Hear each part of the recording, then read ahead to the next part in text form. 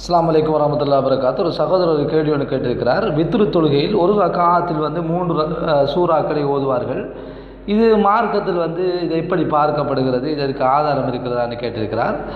அதாவது ஒரு தொழுகையை பொறுத்த வரைக்கும் பொதுவாக எந்த தொழுகையாக இருந்தாலும் நாங்கள் சூரத்துல் ஃபாத்திஹாவை ஓதிவிட்டு நாங்கள் விரும்பிய சூறாக்களை ஓதிக்கொள்ளலாம். ரசூல் ஸல்லல்லாஹு அலைஹி வஸல்லம் சொன்னார், இக்ரா மா தயஸ்ஸர, அதாவது எந்த அளவுக்கு இலகுவாக எங்களுக்கு முடியுமோ அதனை நாங்கள் என்ன செய்யலாம், ஓதிக்கொள்ளலாம் அப்படிங்கிற ஒரு செய்தியை நாங்கள் பார்க்குறோம்.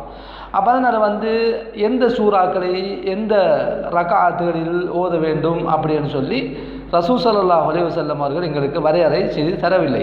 ஆனால் நபி ஸல்லல்லாஹு அலைஹி வஸல்லம் அவர்கள் சில சூறாக்களை சில தொழுகையின் போது ஓதி இருக்கிறார்கள். வழமையாக சில சூறாக்களை பெருநாளின் போது ஓதியிருக்கிறார்கள், அதே போன்று ஜும்மா தினத்திலே ஓதியிருக்கிறார்கள். ஆனால் நாங்களும் அதை ஓத வேண்டும் என்கிற அவசியம் கிடையாது. நாங்கள் எங்களுக்கு எந்த வசதி வாய்ப்புகள் கிடைக்கிறதோ அந்த சூறாக்களை ஓதலாம்.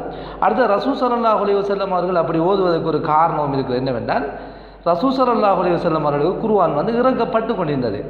அப்போ இறக்கப்பட்டு கொண்டிருந்த காலத்தில் ரசூல் ஸல்லல்லாஹு அலைஹி வஸல்லம் அவர்களுக்கு எந்த சூறாக்கள் இறக்கப்பட்டதோ அதைத்தான் அவர்கள் ஓதுவார்கள்.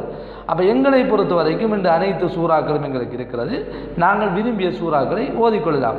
அப்போ இந்த அடிப்படையில் பார்க்கிற போது இப்படி வித்ரு தொழுகையில் 3 சூறாக்களை ஒரு ரக்காத்தில் ஓதுவது சம்பந்தமாக எந்த விதமான செய்திகளும் கிடையாது. இப்போ ரசூல் ஸல்லல்லாஹு அலைஹி வஸல்லம் அவர்கள் 3 ரக்காத்துகளை வித்ராக தொழுகிற போது முதலாவது சப்பீஸ்ம ரப்பிக்கல் ஆலா ஓதி இருக்கிறார்கள்.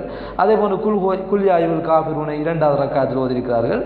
குல்ஹு அல்லாஹு அஹத் என்று ஓதியிருக்கிறார்கள். செய்திகள் நாங்கள் பார்க்குறோம்.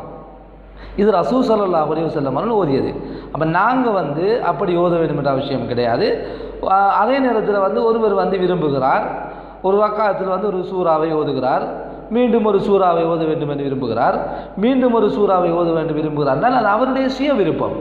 ஏனென்றால் குர்ஆனை ஒரு ரக்காத்தில் தொழுகையில் இவ்வளோ ஓத வேண்டும் என்று சொல்லி எந்த நிபந்தனையும் கிடையாது. அதனால் இப்படி 3 சூறாக்களை ஒரு ரக்காத்தில் ஓதுவது சம்பந்தமாக எங்களுக்கு ஷரத்துகள் நிபந்தனைகள் இல்லாவிட்டாலும் நாங்கள் விரும்பிய அமைப்பில் ஓதிக்கொள்ளலாம் என்பதைத்தான் இதன் மூலம் புரிந்து கொள்ளக்கூடியதாக இருக்கிறது.